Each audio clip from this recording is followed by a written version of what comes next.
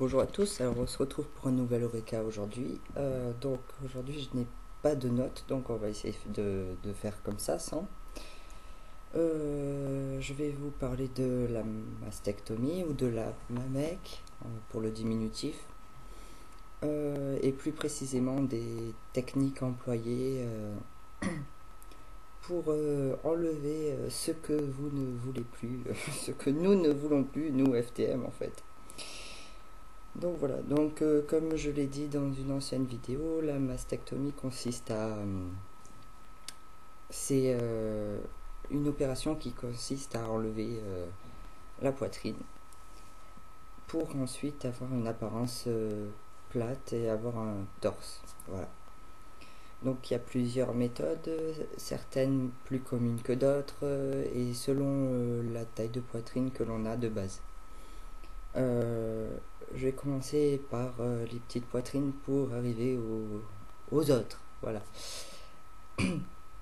Pour les toutes petites poitrines, c'est-à-dire A-A, en bonnet A- ou A, le chirurgien va voilà, ça y est, ça commence, je perds mes mots. Le chirurgien va donc opter pour une pratique périaréolaire partielle. Donc c'est-à-dire que il va juste faire une incision en dessous du mamelon. C'est-à-dire il va découper comme ça dessous, mais juste un demi-cercle comme ça dessous. Il va enlever la masse graisseuse et procéder à une liposuction pour tout enlever et refermer. C'est-à-dire qu'il y a le mamelon et le téton lui-même ne sont pas touchés. On fait juste une incision, tout est enlevé et on referme. La peau va se retendre d'elle-même, normalement. Et donc il y aura une très petite cicatrice, une cicatrice à peine visible. Voilà. Donc c'est pour les très petites poitrines. Après quand on passe au-dessus, c'est-à-dire quand on passe à A+, B- en bonnet en général, on va faire une périaréolaire complète, c'est-à-dire qu'on va découper cette fois-ci tout le téton, enfin tout le mamelon, on va dire ça comme ça. On va l'enlever, on va enlever encore une zone de peau. Ensuite, on va enlever toutes les glandes mammaires et on va remettre le téton et recoudre tout autour. C'est-à-dire que là, la cicatrice va prendre tout le tour et c'est un peu plus lourd quand même, mais ça permet quand même d'enlever un petit peu de peau et la peau ne va pas totalement se retendre vu qu'il va en manquer, les résultats sont mieux. Voilà, mais il faut quand même une petite poitrine. Si on a une trop grosse poitrine, on n'enlève pas assez de peau et ça risque de faire comment ils appellent ça déjà, des oreilles de chien. Donc ça va tomber quoi. Et ça risque d'être pas beau. Quand on est au-dessus de B- en niveau bonnet, en général, on passe aux grosses cicatrices. Or, la plus connue de toutes, c'est la double incision. Donc, c'est-à-dire qu'on va couper sous la poitrine et un peu au-dessus, c'est-à-dire on va carrément couper le sein. On va enlever le téton.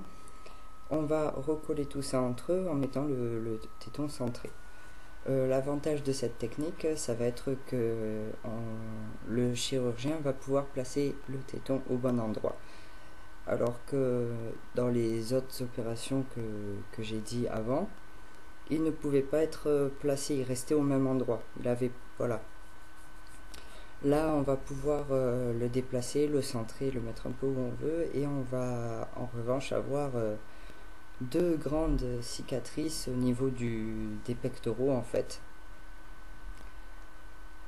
qui vont, si c'est un bon chirurgien, qui vont épouser la forme du pectoral et donc vont être visibles, mais au fur et à mesure du temps et avec une petite musculature ne se verra presque pas.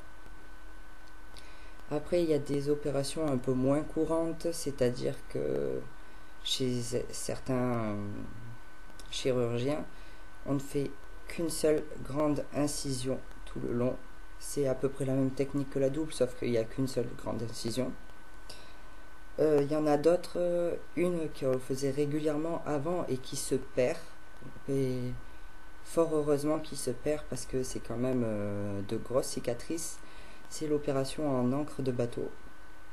C'est-à-dire que le chirurgien faisait comme ça et hop, sous le sein comme ça et ça faisait une encre. Voilà. Donc c'était plutôt moche. Mais bon, quand t'avais pas le choix, t'avais pas le choix. Après, il y a plein d'autres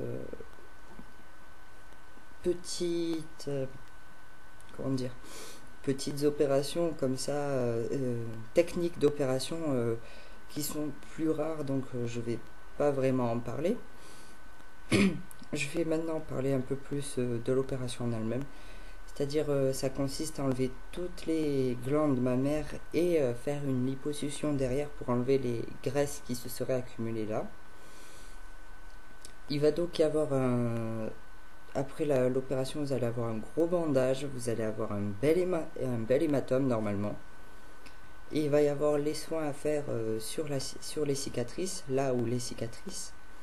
Et ensuite, une fois que le temps passe, va falloir masser, il va falloir bien s'en occuper. Parce que comme on vous a enlevé quelque chose entre la peau et votre muscle, le corps, lui, va cicatriser comme il peut et il va créer ce qui s'appelle des adhérences. C'est-à-dire que c'est des filaments de collagène qui vont se créer et qui vont lier la peau au muscle et qui vont donc empêcher la peau de glisser sur le muscle, comme vous pouvez le voir sur le bras par exemple. Quand vous tournez, vous voyez que la peau bouge au-dessus du muscle. Bah, là, en fait, avec les adhérences, ça va empêcher la peau de glisser sur le muscle. Et ces adhérences, il va falloir les briser en massant, soit soi-même, et si on n'y arrive pas, faire des séances de kiné. Et voilà. Donc les risques qu'il y a à faire cette opération-là, ça va être les risques de nécrose notamment. C'est-à-dire qu'il va falloir arrêter de boire et de fumer au moins pendant la cicatrisation et avant avant l'opération. La nécrose, qu'est-ce que c'est? C'est le tissu qui meurt et qui pourrit. Voilà, donc c'est pas cool. Mieux vaut éviter. Et pour éviter ça, le mieux c'est d'avoir un mode de vie sain en attendant la cicatrisation, tout simplement. Après, ça peut quand même arriver avec un mode de vie sain, mais c'est plutôt rare. Les autres risques qu'il y a, c'est la perte de sensibilité, c'est-à-dire que comme on découpe quand même, on coupe des nerfs, et c'est-à-dire en coupant les nerfs, on coupe l'arrivée sensorielle. Voilà. On risque d'avoir un manque de sensibilité dans les premiers mois, les premiers jours, les premiers mois, et parfois, un peu plus rarement, la sensibilité ne revient pas. Voilà. Donc là, j'ai fait le tour, il me semble. Donc je vais vous laisser. On se retrouve la semaine prochaine pour la vidéo des 3 mois. Et c'est tout. Donc je vous dis à bientôt et prenez soin de vous.